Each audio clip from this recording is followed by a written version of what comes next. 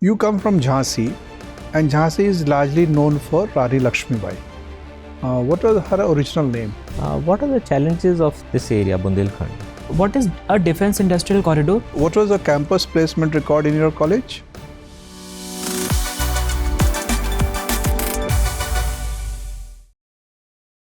Sir, Come in. good morning, sir. Good morning, sir. Good afternoon. Have your seat. Thank you, sir. Give a brief introduction. So my name is Manukansh Agrawal. I have been born and brought up in Jhansi, and I have completed my schooling from Jhansi itself. Thereafter, I did my graduation, Bachelor of Technology degree in Information Technology from Galgotia's College of Engineering and Technology in Greater Noida. Since doing my graduation, I've been preparing for different government examinations. My hobbies are playing and watching cricket and football, reading books, especially on international relations, and watching movies and web series. Recently, it was reported that Galgotia is not a very good college. The students were of very poor quality. In one of the leading TV programs, they were shown in poor light. What is your reaction to that? So maybe it is the confusion between Galgotia's college and university, because there are two different institutions in the same area. The Galgotia's college is affiliated to the Central State University of UP, the AKTU University, and the Galgotia's university is private, and there are no such criteria for admission into that. So possibly it is about Galgotia's university. Okay, so they were students of university, Galgotia Yes, University. sir. Okay, so admission criteria is very relaxed. So Yes, sir. any kind of students are taken into. Into the university. Yes, sir. Okay. So what was the campus placement record in your college? So in the terms of monetary, the highest package. No, the kind of companies which came for campus placement, the profile of the companies. So the general big MNCs of India like Infosys, TCS, Wipro, all these companies do come to Galgotias for placement. Apart from them, some other companies, some small startups also come to Galgotias, but in general, Galgotias is famous for its placement, and they claim for 100% placement ratio. Okay. So this Galgotia College and Galgotia University are owned by the same set of persons? Yes, sir. Okay, the same industrial ownership group is there. Yes, sir. You come from Jhansi, and Jhansi is largely known for Rani Lakshmibai. Yes, sir. What was her original name? So her original name, her childhood name was Manu. Manu. Manu. Yes. Any other name? Sir, I can't remember it. I know Manu. She was born in which place? So she was born in Bithur near Kanpur. Okay. And she was brought up in which area? So same Bithur. Bithur only. Yes, sir. Was he connected to Varanasi anyhow? So I can't remember at this moment. Okay. There is a film recently produced displaying her character and her contribution, Manikarnika. Yes, sir. Why this title chosen, Manikarnika? Yes, sir. Now I remember that her name was Manikarnika. Okay. Sorry, sir. Nice. Thank you. Manukansh, Yes, sir. you come from Bundelkhand. Yes, sir. What are the challenges of this area, Bundelkhand?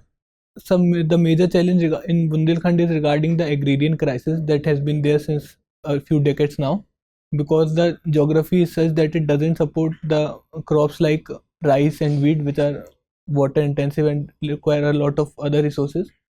But the major dominant, especially after the Green Revolution, the dominant cropping pattern has been of rice and wheat. Is there any river interlinking project also in the offing? Yes, the Ken-Betwa interlinking project is also. So water is going to be transferred from which river to which river? So from the Ken River to the Betwa River, the water will be transferred. And because of this river interlinking project,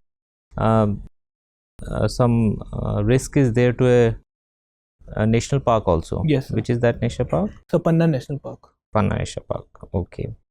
And if it's a choice between development and conservation, Yes, sir. what should we choose? So I think we should choose an ideal mix of both. Development can accompany environmental conservation, and even the ill effects of environmental damage due to any development project. But in this particular case, like some area of that national park will be submerged. Yes, sir. So it will be lost forever. So how we can compensate for that? So we can compensate for that because since it is a critical tiger habitat, but there are nearby big tiger habitats as well, such as the Bandhavgarh National Park and the Kanha National Park.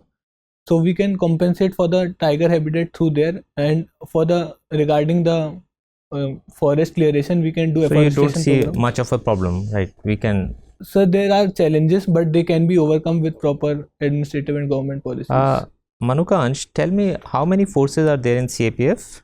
Sir, a total of 7 forces are there in CAPF. Okay, can you name them in chronological order in the year in which they were established? Yes, sir. So the first one was Assam Rifles. Okay. It was established in 1835. Correct. And the second one was CRPF, which was established in 1939. Okay.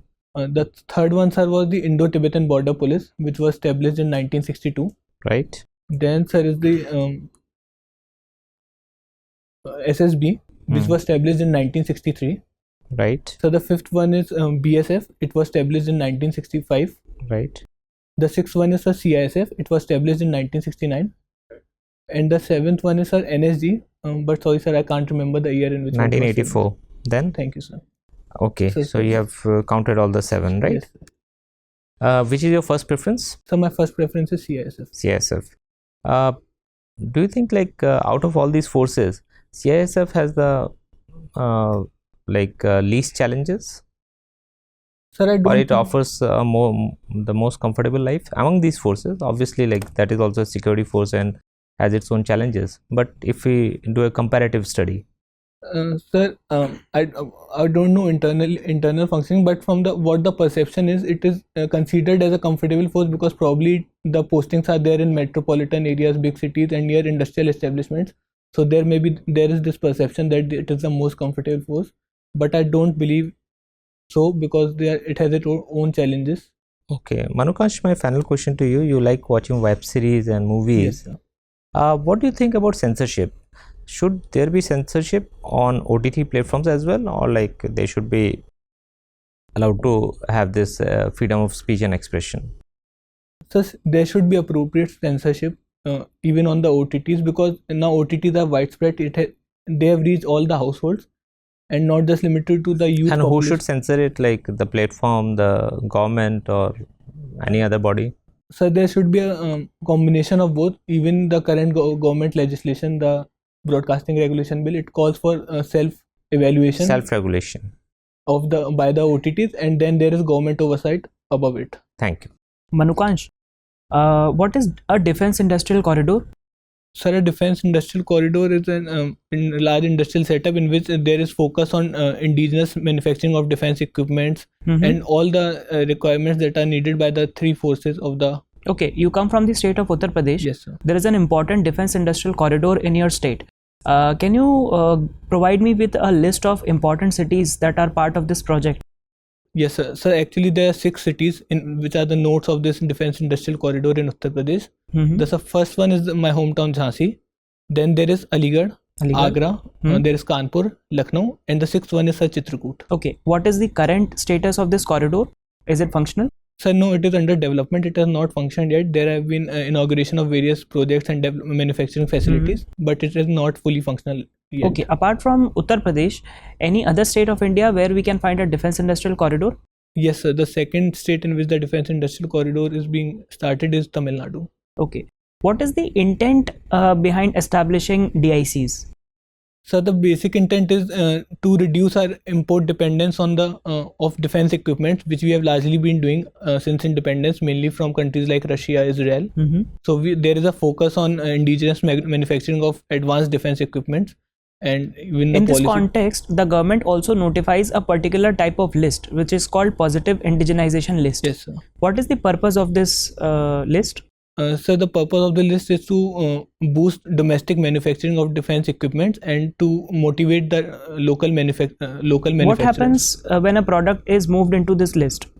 So when a product is moved into this list, all those products are strictly to be procured indigenously from indigenous manufacturers. Okay, and import is not allowed. Yes, sir. Okay.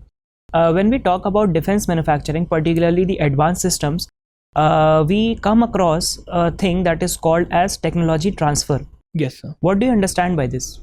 So the technology transfer is basically when the technology that is there behind any defense equipment like guns or aircraft or missiles. So the country or the company that is manufacturing that defense equipment, it is transferring or letting the other country know Mhm. of the technology that has been used in manufacturing of that specific equipment. Okay. Do you have an idea that how much we are spending on defense as a percentage of GDP? Sorry, sir, I don't have an exact idea. Okay, no problem. You also like reading books on IR. Yes, sir. Have you read this book called Why Bharat Matters? No, sir, I haven't had the time recently to read it, but it is on my reading list. It is on your reading list. Yes, sir. From your perspective, considering all the developments that are happening around us, the geopolitical scenario, the domestic setup of India, why do you think Bharat should matter? Sir, Bharat should matter because firstly, it is no more newly independent state. It has had 75 years of experience as an independent state, and its geopolitical role specifically is rising in the context of decline of US hegemony and the rise of a belligerent China, specifically in our neighborhood, the Indo-Pacific region and our land borders. So for that, Bharat matters to maintain the multipolar world order in the world.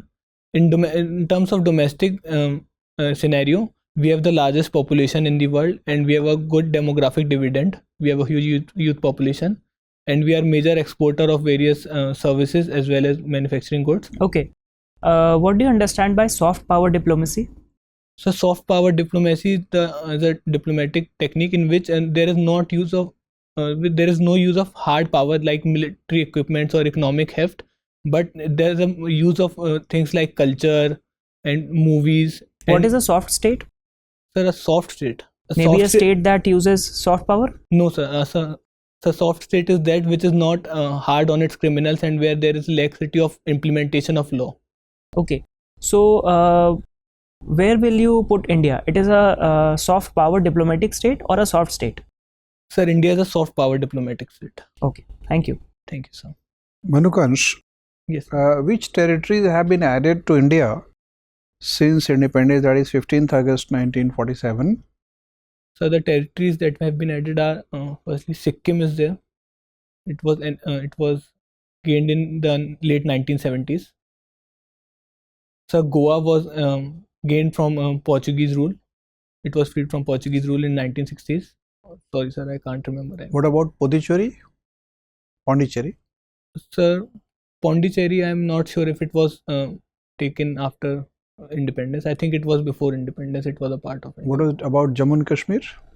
So Jammu Kashmir was an inherent part of India. Was it inherent part of India? So it was an inherent part of India, but at the time of partition, there was a conflict regarding where it would go, either in newly created Pakistan or it would remain with India. Or If it was an inherent part of India, why should it be confusion as to where to go? So because there is since it was a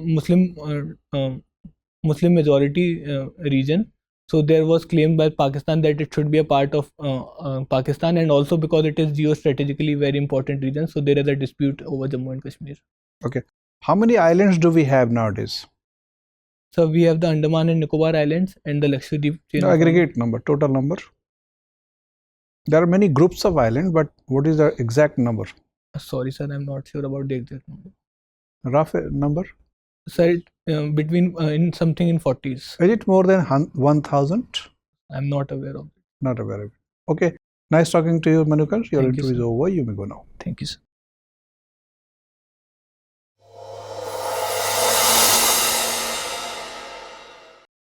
So, may I come? Come. Have a seat. Thank you, sir. You have given a very broad area to interviewers. You were born on 9th January, Yes, sir. which is celebrated as Pravasi Bharati Divas. Pravasi Bharati Divas. So you should be ready about this. And there could be a question as to how many or who are the important Pravasis who contributed in freedom movement in India, Okay, sir. and who are the important Pravasis who have contributed in development of India as a nation, Okay, sir. pre-independence, post-independence. And where do we organize, or how frequently we organize nowadays Pravasi Bharati Divas? So, biannually. Manual, that's correct. So that's one domain. Another is that you are coming from Jhansi, so there could be several questions are about Jhansi. about Rani Jhansi, and also north, south, east, west corridor. Yes, sir. Jhansi is the junction, and there close by there is a major industrial area being developed, Yes, sir. including industrial corridor project. Yes. And then you have interest in cricket and football and reading books and watching movies and watching web series. So there are many battlegrounds Yes, sir. for the interview board members. So are you ready with all the battlegrounds? Yes, sir. I'm fairly comfortable in all these Fine. areas. So here your performance was good, but because you are preparing for CAPF, Yes, sir. and so you should be ready with a little bit of history, that part where I think you were not prepared enough. On 15th August 1947, you should be very clear that India had two kinds of territories. One directly administered by the Britishers, Yes, sir. and another the territories of princely states, which were indirectly governed by the Britishers but directly governed by the princely states. Jammu and Kashmir was a princely state. All the princely states were given freedom, full freedom, Yes, to sir. remain independent, to go with Pakistan, merge with Pakistan, to merge with India. Yes. So it was the skill of Sardar Vallabhbhai Patel as Home Minister and Deputy Prime Minister that he convinced most of the princely states to merge with India, Yes. except for three, Jammu and Kashmir and Junagadh and Hyderabad, whom he could not convince to merge immediately. Yes. So there was some confusion. Yes, I misunderstood. And after 15th August 1947, Hyderabad was added to India. All the princes were added before that date. Junagadh was also added to India after that. Yes, sir. Jammu Kashmir was also partly added Yes, sir. after independence. So our territory expanded. French had many colonies in India, including a colony in West Bengal that was called Chandan Nagar. Yes, sir. That they handed over to India in 1949. But Pondicherry, Mahe, Karaikal and Yanam, they handed over to India. They agreed to hand over in 1954, and actual control came in 1962. Okay, sir. And Goa, Daman, Diu. The Mandiv, yes, sir. Well, Okay. So you should yes, little sir. bit. I'll read upon it. Not only Sikkim. So many territories were added after independence. The territorial expansion process continued. Okay, sir. Now the question can be, can POK be the next addition to Indian territory? Yes, sir. We have also lost some territories after independence. Aksai China to China, and some part is under control of China. And read more about Jhansi Ki Rani. Yes. There is a poetess who has written a poem on Jhansi Ki Rani. Subhadra Kumari Chauhan. Where she comes from? Yes, sir. कहाँ के रहने वाली है? So she is from Madhya Pradesh, Jabalpur, I think. नहीं, जबलपुर ठीक है, थोड़ा सा पढ़ लीजिएगा. Yes, sir. I'll read upon. उनका मायका जो था वो इलाहाबाद में था. Yes. शादी एक लोकल रूलर से खरगोन में हुई थी. खरगोन. जबलपुर उस वक्त सेंट्रल प्रोविंसेस एंड बनारस का कैपिटल था. तो being a princely state, her husband used to reside in Jabalpur. Okay. लेकिन वो लोकल रूलर कहाँ के थे? Okay, sir. And she died in a car accident while going to or coming from Nagpur kind of thing. तो वो सब पे देख लीजिएगा. Okay, sir. ठीक है. And are you preparing for CAPF? So the border areas, Yes, sir. Indo-Pakistan border, Indo-Nepal border, China, Myanmar, and the issues which are burning there, Yes, sir. Indo-Nepal relationship, all these things are important. So I think you are prepared well, and you answered the questions really well. The only thing which can improve that if you speak a little loudly, Okay, there sir. will be better clarity about. Okay, sir. You'll be displaying better confidence in your answer.